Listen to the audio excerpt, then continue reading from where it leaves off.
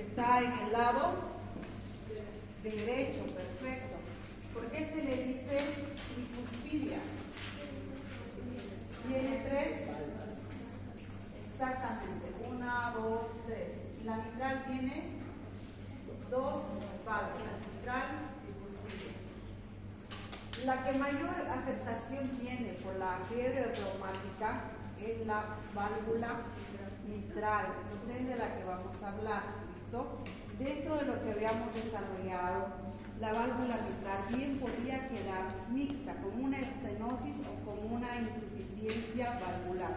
Entonces, dentro de esta valvulopatía, en esta primera parte vamos a tocar lo que es la estenosis, el cierre, ¿no? El engrosamiento de lo que llega a ser,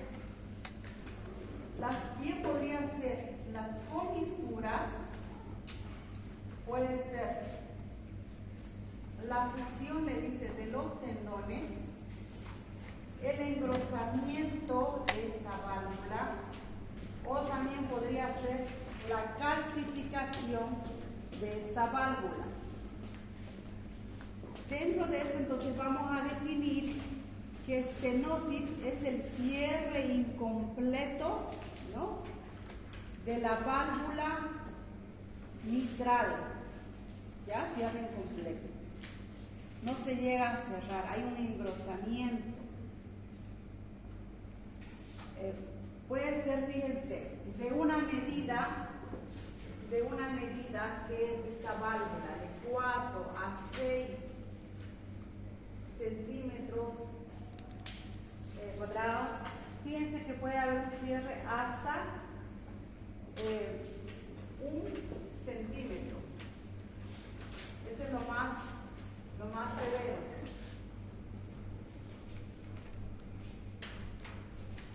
¿Cuál es la causa?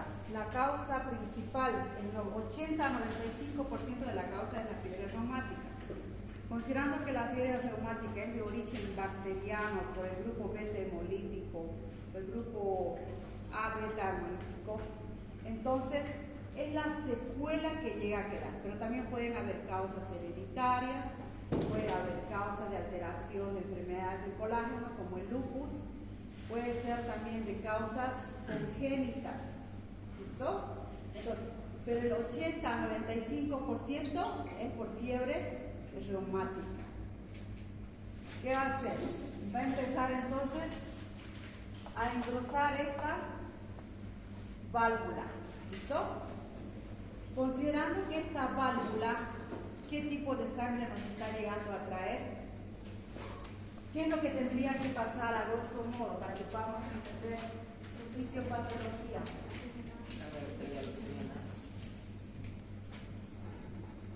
Exactamente.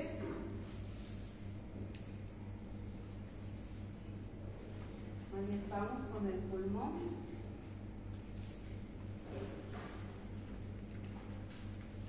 Este sería el pulmón izquierdo. El derecho, estamos en lo que es la pared posterior de la aurícula izquierda, ¿sí? Entonces, toda la sangre que ha llegado por lo que es la arteria, por la arteria aorta,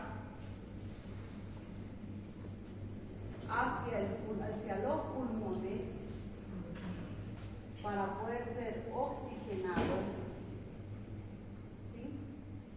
Está retornando como una sangre oxigenada después de haber hecho un intercambio gaseoso, dióxido de carbono por oxígeno.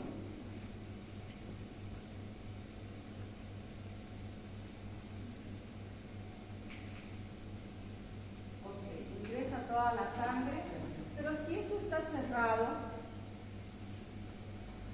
no hay esa posibilidad de apertura funcional, normal, fisiológica, para que toda la carga que entre a la aurícula izquierda pueda pasar al ventrículo izquierdo. La sangre va a ir acumulándose como volumen en todo ese trayecto. ¿Y cuál es la clínica que tendría que marcarse? fíjense, aquí hay un estrechamiento, no puede abrirse de lo normal que era, está cerrado. Entonces, ¿qué es lo que va a pasar?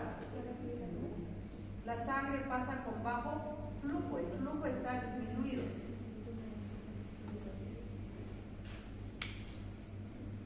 La sangre igual, o sea, cada minuto, cada frecuencia, cada contracción, cada sístole y diástole hay un movimiento de volumen, de carga por carga.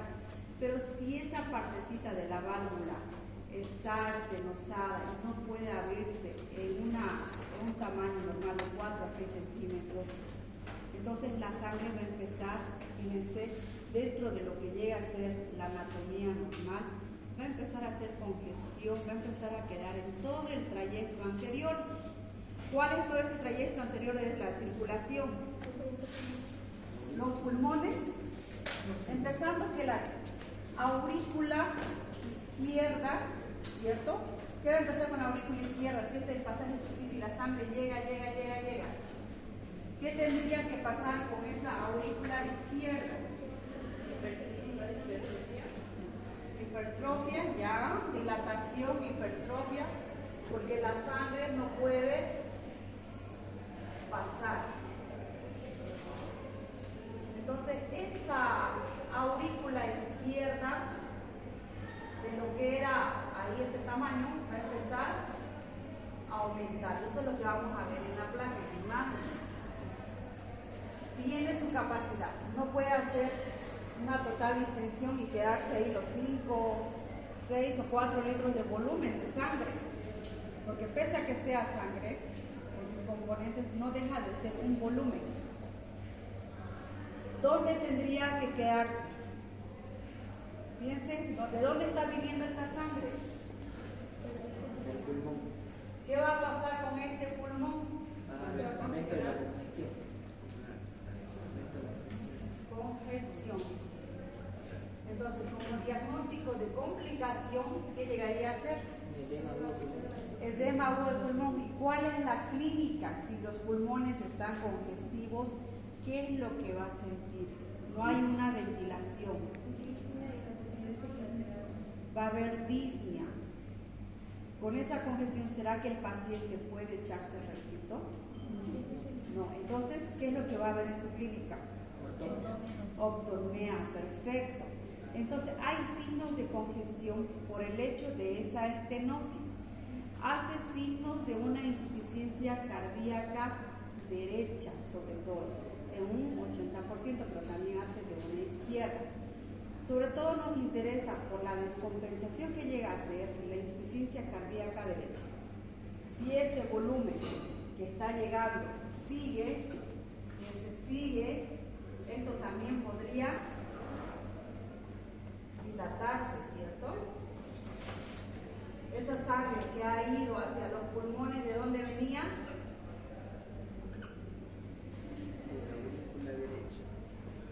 De la aurícula derecha. Y esta aurícula derecha recoge la sangre de todo el cuerpo, son las venas. Vena cava superior, por acá va la vena cava inferior. Entonces la sangre va a ser un retroceso, no va a poder tener una circulación adecuada. Va a quedar volumen excedente haciendo lo que es una clínica de sobrecarga, ¿ya? Entonces, fíjense que esta etiología de una estenosis mitral nos ha ocasionado signos de sobrecarga de volumen tanto cardíaco como pulmonar, dándonos, ¿no?, una dilatación de la aurícula izquierda, ¿sí?, como también una congestión pulmonar. Dentro de las manifestaciones clínicas, entonces, ¿qué vamos a tener?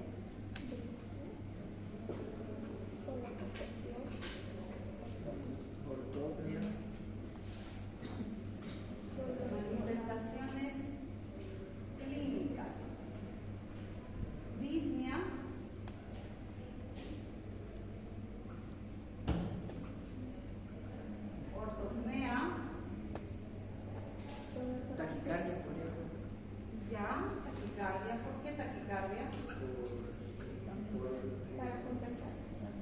reflejo.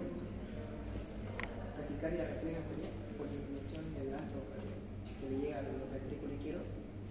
En realidad, más sí, es un tipo de taquicardia, pero tipo arrítmico, llega a presentar una fibrilación auricular, sobre todo en jóvenes les dice. O sea, por la sobrecarga que hay en la aurícula izquierda, en cada contracción, en cada sístole que quiere hacer, hay poca fuerza cardíaca. Entonces, ese cronotropismo está alterado y empieza a hacer contracciones, ¿no?, seguidas, tac, tac, tac, pero no llega a alcanzar un ritmo regular. Entonces, nos va a marcar, dentro de lo que llegaría a ser la traducción de un electrocardiograma, muchas ondas P relativo a lo que llegaría a ser las contracciones de la aurícula izquierda, relativo también a su crecimiento. Sí nos va a dar.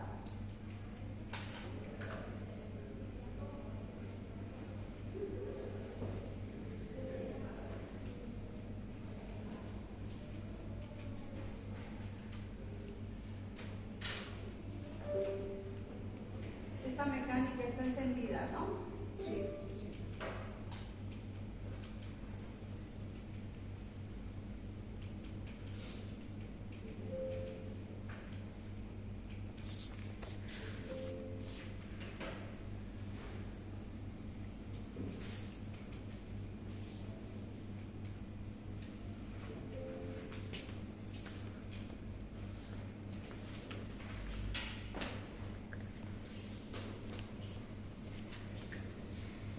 Bueno, esto ya lo hemos nombrado.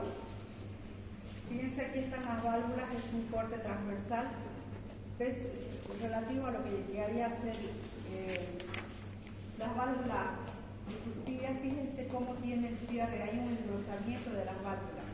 Entonces, el hecho del engrosamiento y de la calcificación hace que tenga un déficit en elasticidad de la apertura valvular. Es una valvulopatía frecuente. Entonces, ¿qué es lo que vamos a encontrar aquí? ¿No? Estrechamiento de la válvula que llegaría a ser la estenosis. Insuficiencia es lo contrario, que va a ser la siguiente clase.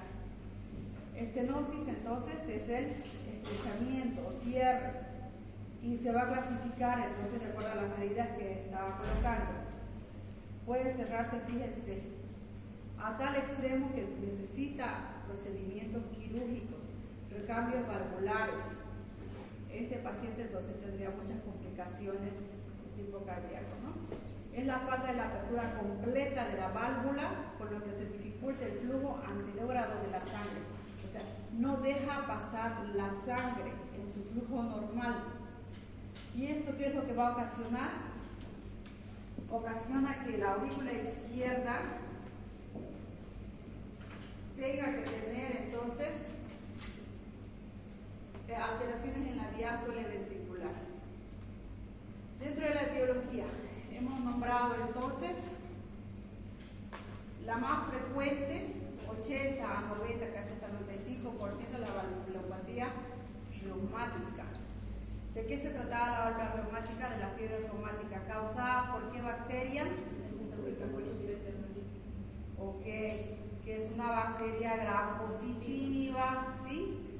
Con característica de andar en conglomerado lineal de cocos, calcificaciones de la válvula y anillos, mixoma auricular, estenosis congénita, colagenopatía, las leucemias, los lupus eritematosos, entonces ocupa una de las primeras enfermedades dentro de estas colagenopatías. Formaciones de trombos que pueden adherirse a lo que llega a ser las valvas a la altura de las comisuras, vegetaciones bacterianas, mayormente esto es a causa de las endocarditis, o si no de trombos sobreinfectados de septicemias que llegan dentro de lo que es la cavidad y llegan a adherirse a este espacio valvular. Entonces, dentro de las generalidades les dicen, hay un predominio de las lesiones valvulares reumáticas predominantes en el corazón izquierdo. Mayormente el lado derecho relativo a las valvulopatías llegan a ser congénitas.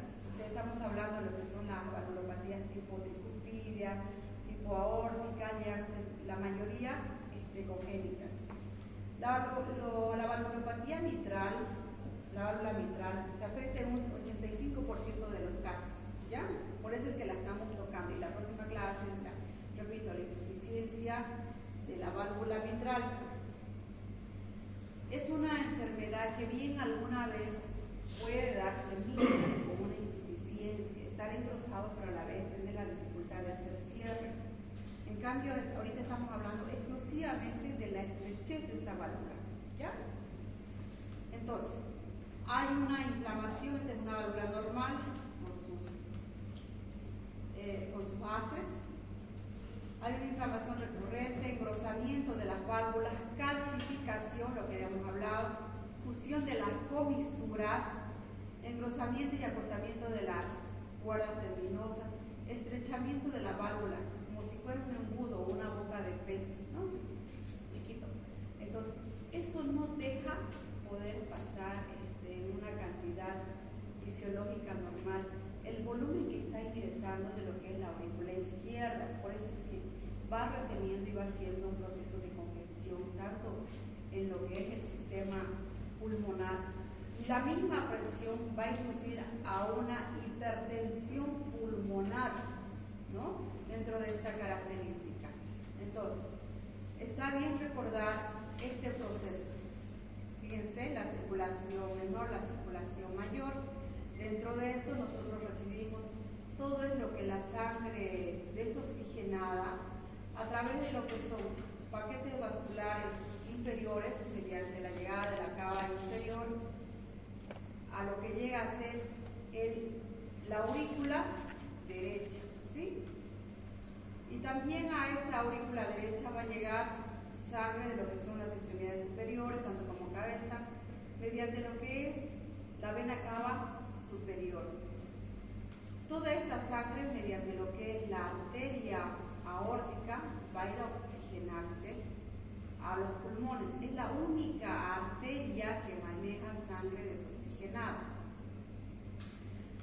Esta vez, una vez oxigenada, haber hecho todo un proceso de oxigenación, de haber hecho su difusión, entonces va a ingresar, eso iba diciendo en la gráfica que había dibujado, a la aurícula izquierda, ¿no?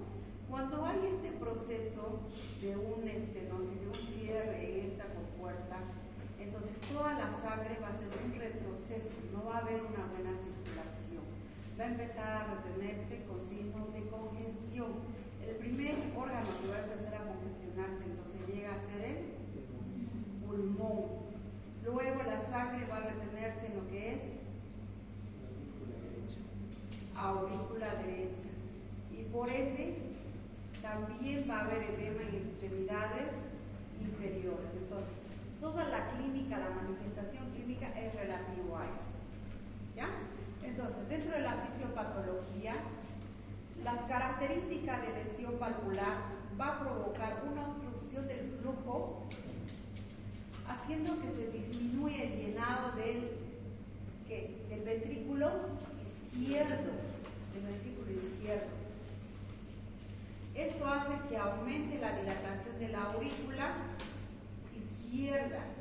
Ese aumento, ¿no? A mayor aumento también hay mayor presión, mayor tensión, ¿sí? Presión de la aurícula izquierda, generando un aumento de la presión de las venas pulmonares. Ahí es que vamos a hablar entonces de hipertensión pulmonar. Una de las causas de hipertensión pulmonar entonces es la estenosis mitral. O puede ser la pregunta, ¿cuál de las valvulopatías produce hipertensión pulmonar? Entonces ahí ya usted me dirá lo que es la valvulopatía mitral tipo estenosis o la estenosis mitral. Una hipertensión pulmonar entonces va a llevar a un edema pulmonar o congestión pulmonar. Entonces, cuando hay una congestión pulmonar, la clínica entonces ya está marcada. Hablamos de disnea, hablamos de eutonía, ¿no? Y ahí entonces ya tendremos que, de acuerdo a la clínica, cómo llega a presentar la disnea, si es una disnea de reposo, es una disnea de pequeños esfuerzos, medianos o de grandes esfuerzos, entonces ya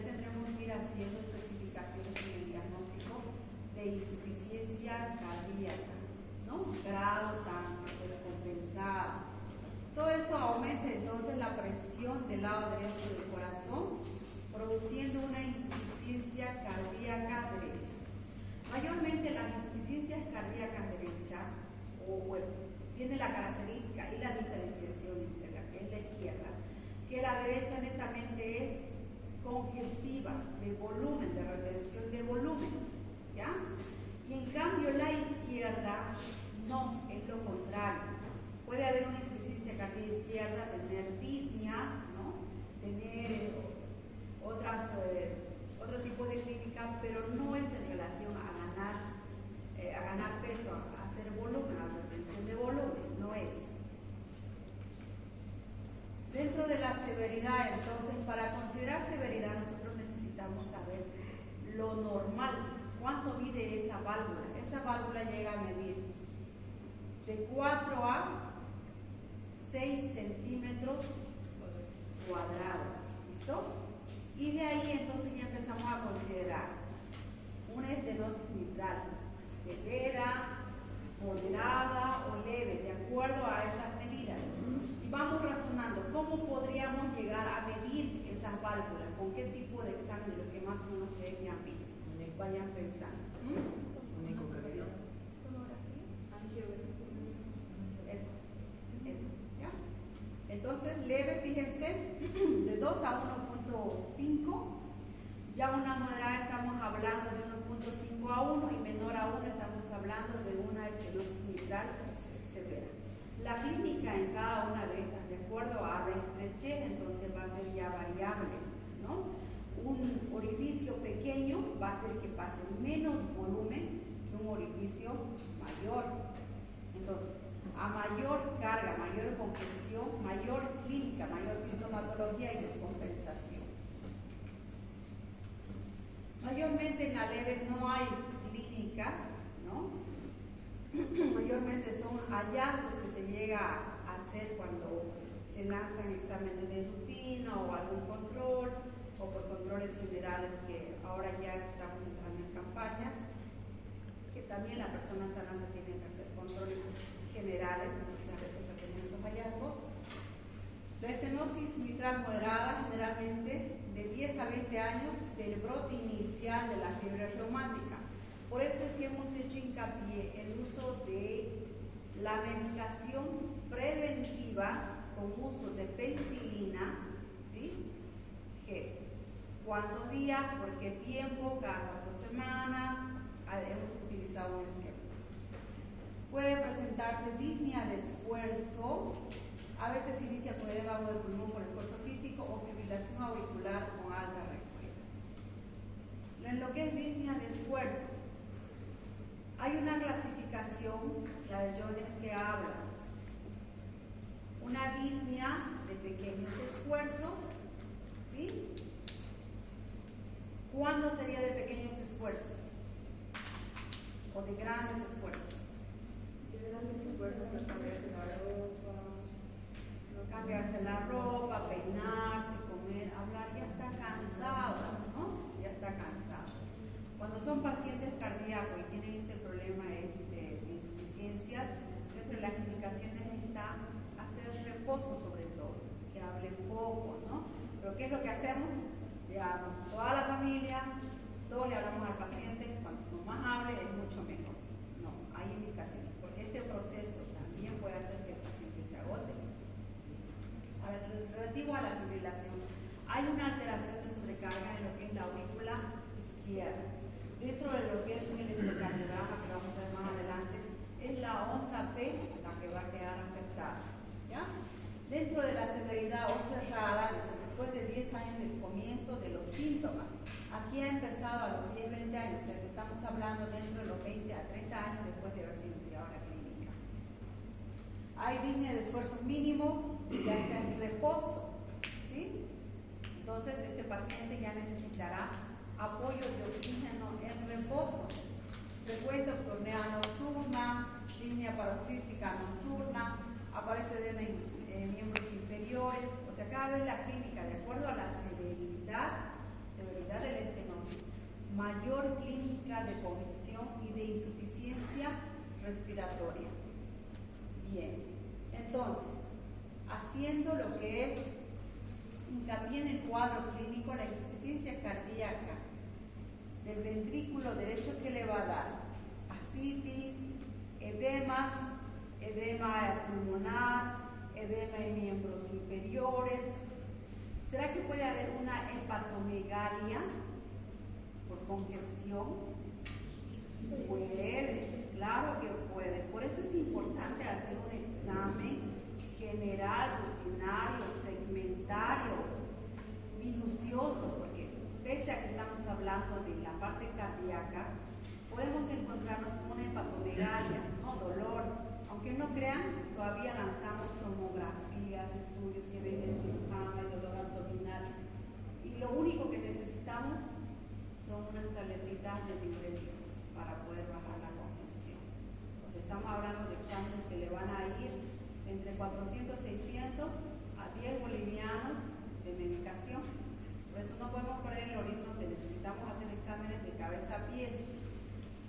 En relativo a los síntomas típicos de la insuficiencia cardíaca izquierda, induce a una insuficiencia cardíaca izquierda porque hay una alteración de lo que llega a ser la aurícula izquierda, ¿no? Entonces, ¿qué va a haber? Disnea, tornea, disnea paroxística nocturna. Sobre todo nos quedamos con la clínica de insuficiencia cardíaca derecha. En la exploración física, ¿qué es lo que va a haber en este paciente? A la inspección, considerando que es una estenosis mitral grave,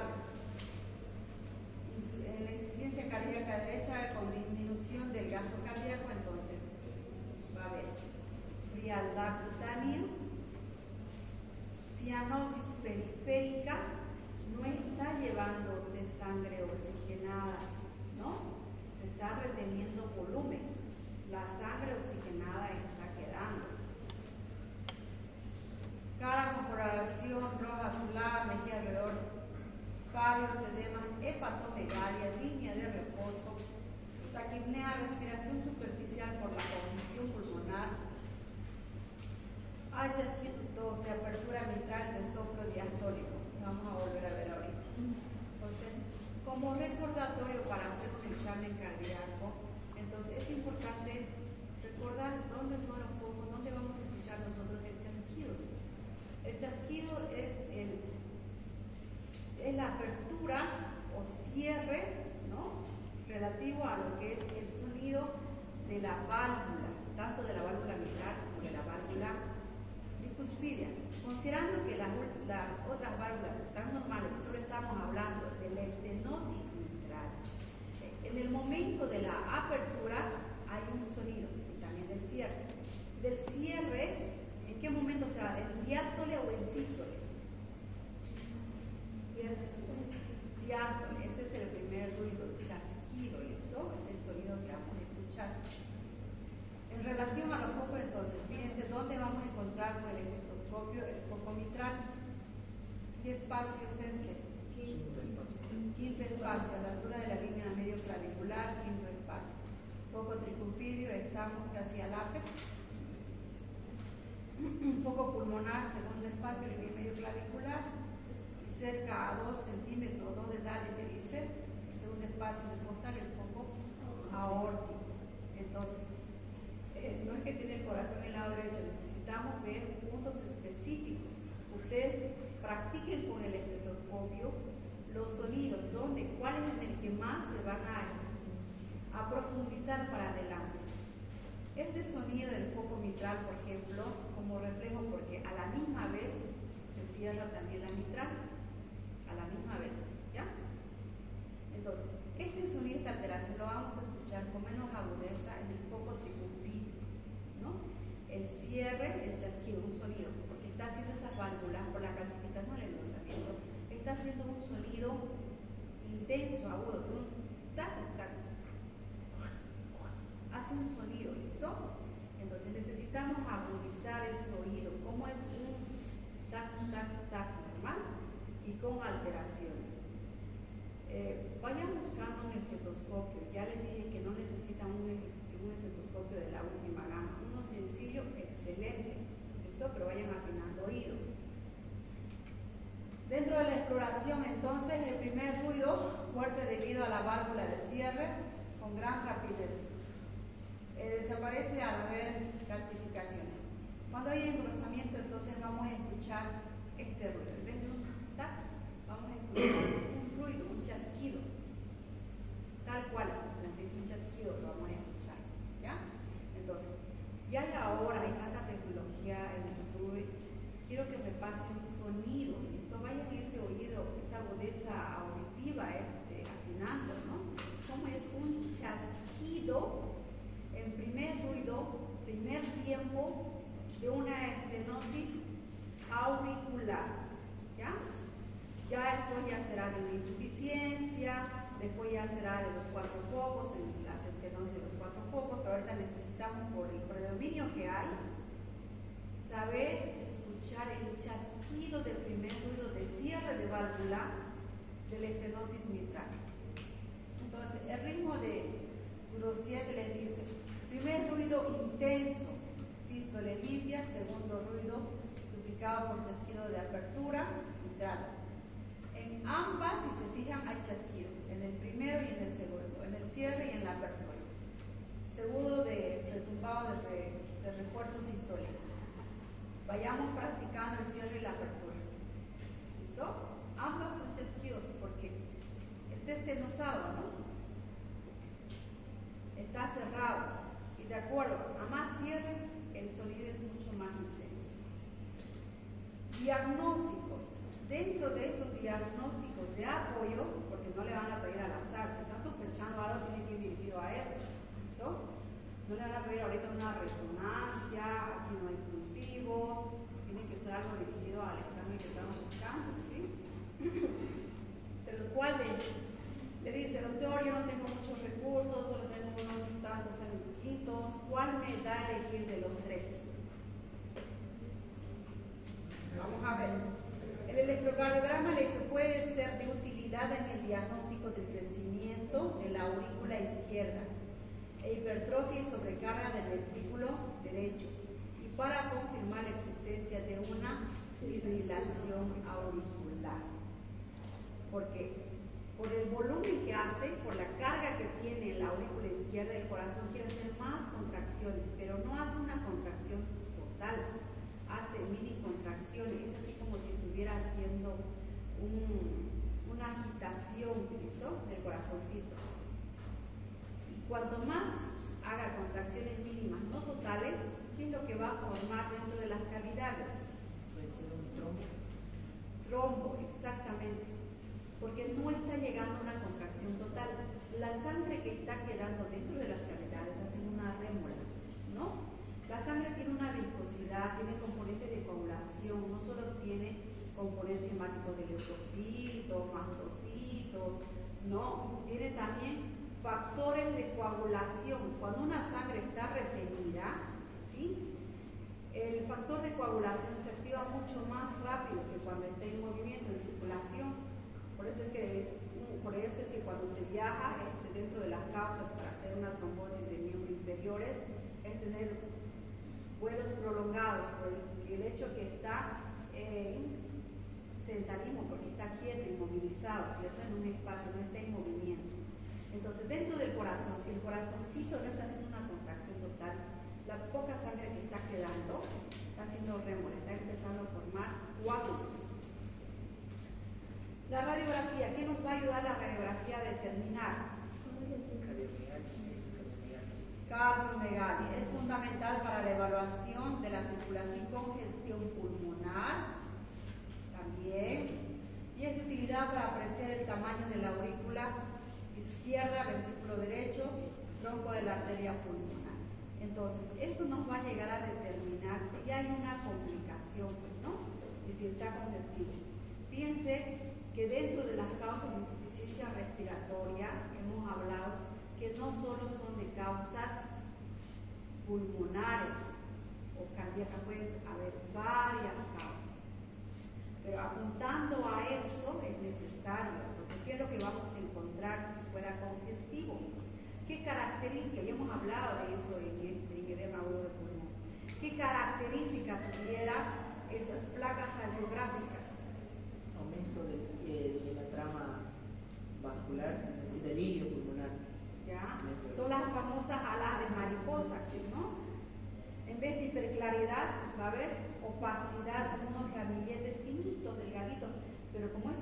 complejo, ¿cierto? Porque no solo está haciendo una función para la mitad del cuerpo o para la mitad del otro cuerpo, está haciendo una función completa. Entonces se va a traducir al ser sistémico en ambos pulmones. Se va a ver como unas pequeñas alas de mariposa. Es el infiltrado de congestión pulmonar, aparte de lo que nos va a ayudar a determinar. Ahora, el examen del ecocardiograma es el que nosotros vamos a elegir, si nos dan a elegir a cuál le da la prioridad, pues, ¿no? Para determinar, para hacer el diagnóstico. Y este es otro examen. ¿Cuál es el examen que nos determina la estenosis mitral? El ecocardiograma. Es el procedimiento diagnóstico de excelencia. Me encanta esa palabra, excelencia. Suena bien.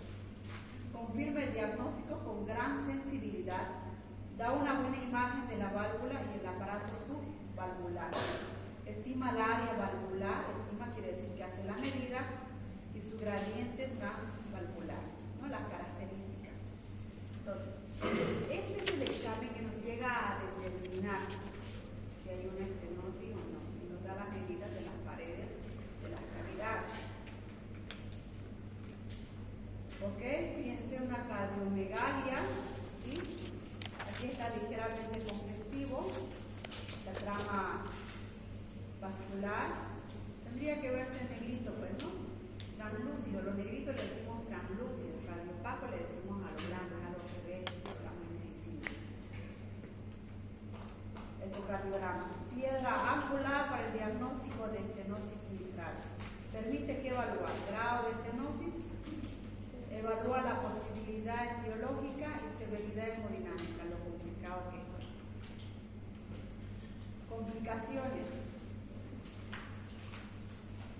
embolismo, insuficiencia cardíaca, fibrilación auricular, endocarditis e infección. Ahí está la formación de coágulos. Una vez formados los trombos puede llegar a fluir, ¿no?, a cualquier segmento del cuerpo. Dentro de eso la afinidad es por lo que es la cabecita, el tejido cerebral, y ahí vienen los accidentes cerebrovasculares, donde puede un pequeño coágulo enclavarse, ¿no?, a una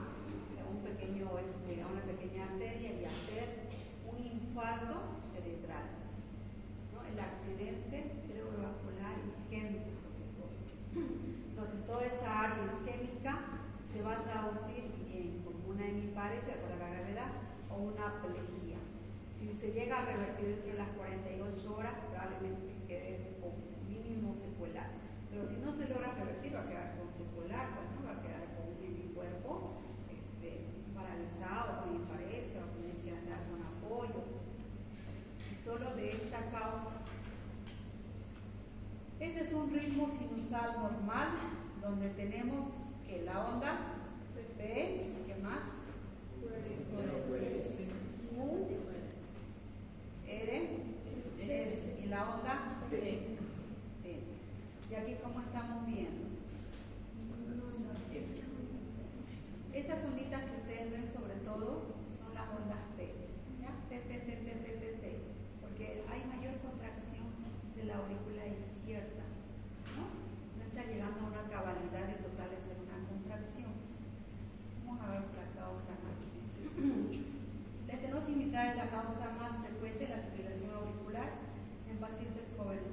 O sea, les dice una onda y les dice dentro de que tiene una característica de cierre. Esto es cierre mecánica. Fíjense los dientecitos. Pero hay un complejo QRS. Y tenemos todo lo que es las ondas P, relativo a lo que llegaría a ser la aurícula izquierda, la hipertrofia, ¿no? Las contracciones irregulares arrítmicas, muchas ondas P. Esto puede llegar a más de 200, 150 necesitamos llegar a revertir. Bien, con las paletas o solo con medicación. ¿Cuándo llegamos a hacer una reversión eléctrica? Cuando hay hipotensión arterial. Puede llegar a esa severidad, entonces esa no es con medicamento. Cuando todavía tiene una presión estable, podemos hacer impregnación de dermabrona, hacer bolos según kilopeso, y llega a revertir en el transcurso de 1 hora, 2 horas, llega a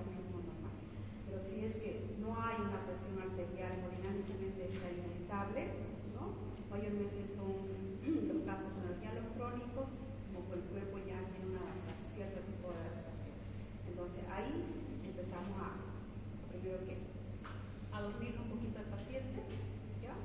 Ahí hacerle una inducción, una pequeña sedación y paleteamos. Sincronizado o no sincronizado. Sincronizado. Quiere decir cuando busque, cuando detecte la maquinita, cuando se le pongan las palas, cuando detecte un complejo QRS va a lanzar entonces, ¿listo? Cierta cantidad de voltios para que pueda regularizarse. Ahí está, la onda P viene de bonita. Este es el electro que necesito que, esto me dibujaron, ¿no? Después yo voy a pedí 10 de estos pedidos, ¿no? Hágame de 5, 1, 2, 3, 4, 5, 5, 10. ¿Cómo es el diagrama normal de un electro? Onda P, complejo QRS y la onda P. Entonces la onda P es la que va a determinar esta alteración en una estenosis mitral. Tratamiento médico. Considerando que hace sobrecarga, necesitamos disminuir volumen, dieta hiposólica, reposo, profilaxis antibiótica, digitales, bajar la frecuencia cardíaca, beta bloquear en el caso de que hubiese una taquicardia, y diurético para bajar el volumen. Las medicaciones vayan aprendiéndose 2 hasta 3 de cada una, hay infinidad. ¿Listo? Dentro de lo que ustedes van a utilizar en su uso, va a ser sobre todo furosemida o escitalopram. Furosemida o escitalopram. Hay varios diuréticos, pero de esos vayan aprendiéndose mínimo 2 a 3 para su uso ya en consulta. El anterior era tratamiento médico. Me voy al tratamiento quirúrgico. Valvuloplastía, reemplazo valvular, por valvas biológicas o valvas mecánicas. Esta es una válvula hipomecánica que está entrando mediante un catéter, un cateterismo del lado derecho. Sencillo el procedimiento para la gente que hace hemodinamia. Es muy bonito, están las pantallas ahí. El paciente está monitorizado con la gente que está, directamente hace su procedimiento entrando por lo que llegaría a ser la femoral, van directamente a lo que es la vena cava, ingresan por este conducto, llegan, acomodan, no es más. ¿Listo? Durará una media hora el procedimiento, pero nosotros necesitamos detectar hacia el diagnóstico. Bien, jóvenes. Este tema, más insuficiencia, que vamos a llevar el día martes, estaría entrando al